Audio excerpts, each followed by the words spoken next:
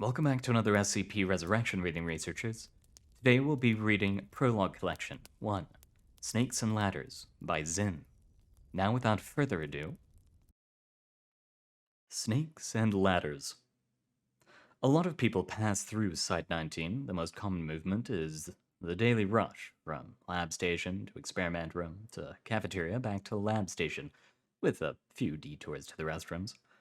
Then, there are those who move from enlightened to exhausted. There are those who move from mundanity to madness. There are the others who pass through sterile rooms and body bags, and move no more. And then there are the movement that are not through holes but through hierarchies. When researcher Zen Kiryu was first assigned to Site-19, her orientation included a tour of the biological anomaly containment cells and a quick meal in the ground floor cafeteria. She was then offered space in the on-site living quarters. She decided she could learn to ignore the pervasive emptiness of the halls and the faint mechanical buzzing present everywhere in the site. She'd get used to it because in the midst of the lesser anomalies she'd been shown, she'd seen something that remained in her memory, long after the voice of the guide had faded out. SCP-408 would soon need a new assignment of Level 2 caretakers watching its feeding schedule. The tour guide had recalled that Zin liked butterflies, and wouldn't it be nice if she was on the roster for 408 after she'd gotten settled in and was ready for it? Watching a cluster of the butterflies morph into a perfect replica of the silver pendant she wore, Zin told herself that one day, that Level 2 would be her, and wondered what ready meant.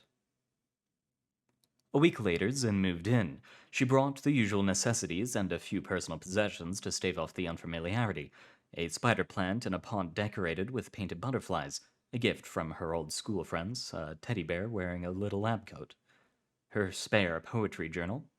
Flushed with the excitement of her first day as a live-in researcher, Zin immediately sought out the 408 roster and added her name to the list of hopefuls looking to work with the illusory butterflies. Later the same day, she received a very polite professional email informing her she had been taken off the list because she lacked the requisite experience, and please do not reapply at this time.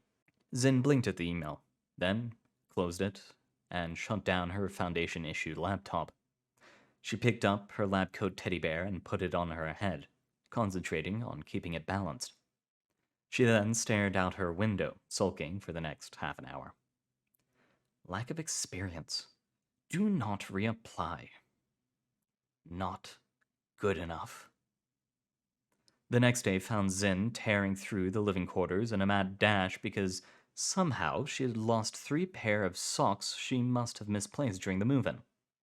Someone who was napping earlier had pity and pointed her towards the lost and found. Said lost and found was a large cardboard box sitting in the quarter's main common room. Zin approached the box with caution, noting the stained sleeve of a lab coat trailing over one side, and wondered if she should have brought protective gloves. She didn't find any socks, but halfway through the box she unearthed a copy of Sun Tzu's The Art of War, wrapped in a plain paper cover so as to seem utterly unremarkable. She opened to the first page, where 3 names were written neatly next to dates. The most recent owner had purchased it second-hand nearly 30 years ago. After some hesitation, Zin took the book. Reading The Art of War gave her a strange sort of comfort. She was new, unknown, effectively non-existent to anyone else in the site. With only a bachelor's and a few years of graduate-level lab work, she knew she wouldn't be turning heads anytime soon. The book provided advice and guidance no one else would give. Think of the reasons not to trust you. Eliminate those reasons. She needed allies to stand a chance here. Allies, not minions, because you want someone just as good as you watching your back. Someone who will claw for recognition just like you. Plot and plan and covet just like you. Will consider your achievements a means towards their own ambitions. She made it this far, relying on herself to keep promises, repay favors, gather friends. This was just a new piece of the sky to navigate, a new network of clouds and stars to build. She drew a butterfly in her poetry notebook, labeled it 408, and added in parentheses, someday. 2 weeks in, Zin endured her first failed experiment. Glassware cracked, sample rendered unusable. Hours upon hours worth of careful work lost in one careless mistake. Her co-workers barely spared her a second glance, just shrugged it off and left her to mop up the sad remains of the biological anomaly slide. It wasn't that they disliked her. She decided as she tossed out the cleaning rag and her soiled gloves. They didn't even know enough about her to like or dislike. Only a few of her lab mates remembered her face, and even fewer bothered to learn her name. Why would someone be concerned about a nameless stranger's mistakes? When Zin slunk back into her quarters later, she ignored her notebook and glared at the Sharks of the World calendar she had fixed to the wall opposite her desk. Logic. She could drown out this bitter taste of not good enough with logic. Facts. Hard truths. The short-fin mako shark is the fastest shark in existence, highly intelligent and capable of leaping 9 meters into the air. What is the worst thing that could have happened? The unstable sample might have exploded, contaminating the entire lab and all the researchers present. What is the worst thing that could have happened? Everyone might have died. Did the worst thing happen? No, not even close. Then you pick up the pieces and salvage something from this. Zin crumpled a tissue, swiped at her eyes, opened up the Foundation internal messaging system, and read through the newest memos without really reading them. She remembered the indifferent looks of the other researchers in the lab. Allies, she reminded herself. You need allies. She saw a memo sent out 2 days ago mentioning 2 level 1 interns coming into the lab for the first time. No one else cares about these guys, she thought. They're distancing themselves in case the new meat makes mistakes. I can use this. I can't be the only newcomer to mess up. I can't be the only one to feel dejected, lonely, not good enough.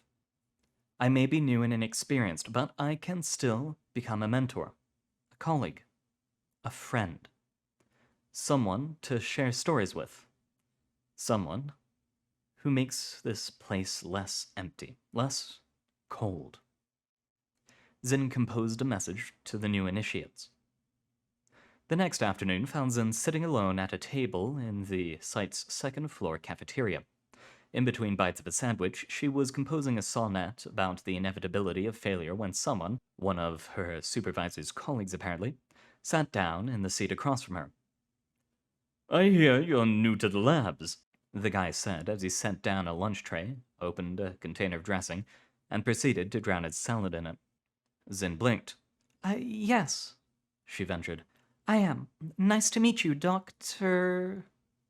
The man told her his name, and a lot of things she hadn't even asked for. Department, clearance level, and half an hour of personal anecdotes. Zin hardly got a word in edgewise, but as she listened to the man describe the various insect toxins his lab encountered, she busied herself picking apart the monologue for cues. Shaking his head, eyebrows drawn, hand gripping coffee cup tightly when talking about recent data. I should make a sympathetic sound and avoid introducing the topic. Posture relaxed. More gestures, talking about some sort of experimental prototype. Make sure to bring that up if you ever see the guy again. When the man finally stood and thanked her politely for the discussion, Kiryu, he called her, not Zin. Zin scratched out the 2 rhyming lines she composed and scribbled down everything she remembered from the encounter. Eventually, the notebook came to hold more people than poetry. Every time Zin learned something about someone, she wrote it down. It was a way to remember faces, names, life stories, when they next met, and they would come to remember her name, even if they only knew her as the person who remembered them. It took time, but it was an investment. Every person was someone to share lunch with, someone to swap gossip with, someone to vent to when lab work went awry. Moreover, they could also vouch for her, bring her closer to 408, give her an advantage over anyone else aiming to be 408's caretaker. Chance was something Zin never trusted. When it came to things she really wanted, she preferred to stack the deck in her favor. Somehow, Zin attracted the attention of a lab director. She was invited to research meetings. The supervisors discussed a lab transfer. She did the transfer paperwork herself, show them your worth, demonstrate responsibility and self-sufficiency. On her first day in the new lab, she entered the room ready to get to know the other lab technicians, hopeful and wondering where the anomalous insect specimens were. But the lab techs exchanged sheepish looks and mumbled something about miscommunication. They ushered her into the near-ancient lab archives, holding handwritten notes, case files, and other artifacts of research from decades ago. She was asked to retrieve a series of documents and maybe do something about the deplorable state of the stacks. Zin kept her expression carefully neutral, put away her lab gear, and got to work pulling charts. When the door closed and she was left on her own, can't spare a second of their time for the new person, she sauntered over to a stray plastic cup sitting on a bookshelf. No doubt left by some slob who didn't pick up after themselves, scooped it up and calmly crushed it in her fist. It wasn't anger, she told herself. She was just making the trash more space efficient. For the next few days, Zin reported directly to the archives and made herself comfortable there, shuffling between the rows of accumulated research. Dust and solitude make decent company for strategy, she thought while she tugged at a sheaf of diagnostic graphs jammed between two binders. The lab techs would be very much indebted to her if she fixed up the mess here, Zin told herself. Then she grit her teeth as a stray medical certificate grazed her hand, and she bandaged her third paper cut that week. Since no one who visited these archives ever talked much, Zin had plenty of space to think about how to turn the situation to her favor.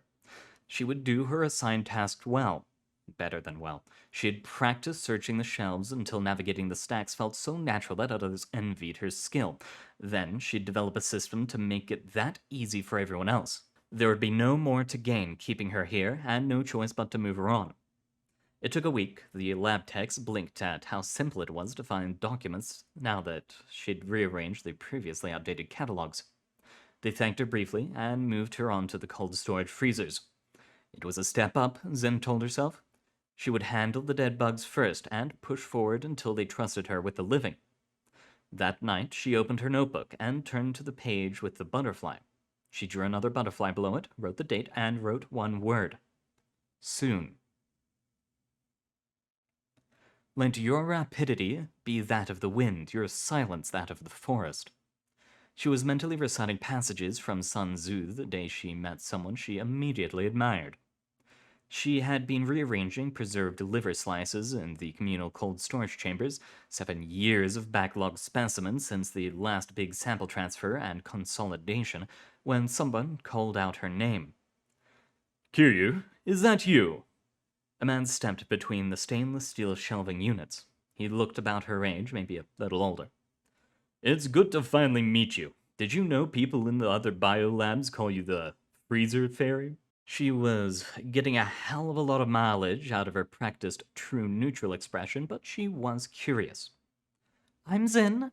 I don't know about the fairy part, though. Last I checked, no magic wand, no sparkle, no wings. She made a show of looking over her shoulders as if checking. The man smirked. Researcher Kiryu. The one who flits between the shelves like a butterfly on the wind. He waved at a nearby shelf. Everything gets magically organized when you're around, though no one notices you actually moving things. Zin wondered if that comment was supposed to sound vaguely insulting. She also wondered why no one seemed to want to call her by her first name, but went with a smile anyway. Even if you disagree, don't challenge someone unless you need something from them. Guess that does sound like me. She focused on the immediate. Is there a specimen you're looking for? Yeah, any chance you know where the 3-headed sulfuric acid-spitting centipede and its siblings are? The man shifted his gaze to a collection of microscope slides, and Zin got a better look at him. Tall, sturdy-looking shoulders, and a rather garish streak of blue, I'll have to ask him about that sometime, in his otherwise dark hair. Zin paused, racked her memory, and told him where he'd find the centipedes in about 5 seconds. The man seemed impressed. "Pretty impressive, Kiryu." He grinned and scratched the collar of his shirt, the motion revealing a small dragon-like design embroidered onto the sleeve of his lab coat. This guy does needlework? "What will the lab techs do when you leave this place behind?" When Zin offered the man a hesitant chuckle, maybe he'd like to get lunch sometime, he folded his arms, hiding the embroidery. Is he embarrassed by it? And shrugged. "I'm joking, but there's been talk in the lab about having you train some of the others. Your system works more than well enough to adopt. Higher-ups like your ideas." This person is privy to conversations I'm not supposed to hear, was what Zin heard. She nodded, and this time her smile was genuine. "If the system works, I'd be happy to teach others to use it. Thanks for the heads up, researcher." "Mercer. Reverend Mercer. I work in the lab 2 doors down." That was a lab on 408's feeding rotation list. "Nice to meet you, Researcher Mercer. Maybe we'll run into each other again sometime." We are definitely running into each other again sometime. Zin didn't write his name down. She would remember it without the notebook. 3 days later, Zin was given a team of bright-eyed, super excited lab interns. Over the next few weeks, she taught them how to navigate the labyrinthian cold storage rooms, setting each intern in charge of a section of the organisms and organs locked in frozen sleep. She taught them how to talk to the supervisors, coax them to take pride in their responsibility, to be the experts that others would ask for help, to carve out their own prestige. The division of labor gave her time to return to the labs, handling samples instead of just putting them on the right shelves. It was still a far cry from working behind the locked doors marked SCP, but Zin still had her interns, her reputation as the Freezer Fairy, and a notebook full of favors waiting to be called in. Would it be enough? She remembered Mercer's carefree smirk and the centipedes. The freezer team settled into a daily routine. Zin would meet with the interns twice a day in the morning and evening. The time in between was spent patrolling the cold storage. Sometimes they'd all exchange terrible science puns they'd heard in grad school. The guy in charge of the human anatomy section always got the most groans. The day the shyest intern told her that he looked forward to the team lunches, Zin hummed upbeat pop tunes for the rest of the shift. Things were comfortable. Then, one day after lunch, Zin entered the cold storage vault and heard a scream. Following the noise, Zin rushed through the stacks of stinging, piercing, biting specimens and stiffened when she saw one of her interns sprawled against a shelf, clutching an arm and breathing raggedly. On the ground, scuttling through shards of broken specimen case, was a vividly striped magenta scorpion. Cold storage suddenly seemed warm compared to the ice in her veins. "Not on my watch, fucker!" Zin grabbed the only thing she could reach, a stapler. Maneuvering herself towards the gasping intern, Zin clenched her hands until they steadied. In a split second, she saw the pincers click and the stinger sway. She lashed out in sheer reflex. The toe of her right shoe met carapace and the scorpion was flung against a steel cabinet. It fell and flopped onto its back. And Zin stomped on it, swiveling her foot as she crouched down to put her full weight onto the thing once, twice, 3 times. When she saw the still form twitch, she brought the stapler's pointy edge in terrified reaction, the sound of her intern fighting for breath drowning out the last noises made by the clawing menace as it went limp. Zin breathed out and collapsed against a wall, shaking. Scorpion guts smeared on her gloves. "That's why we wear closed-toed shoes in the lab," she said.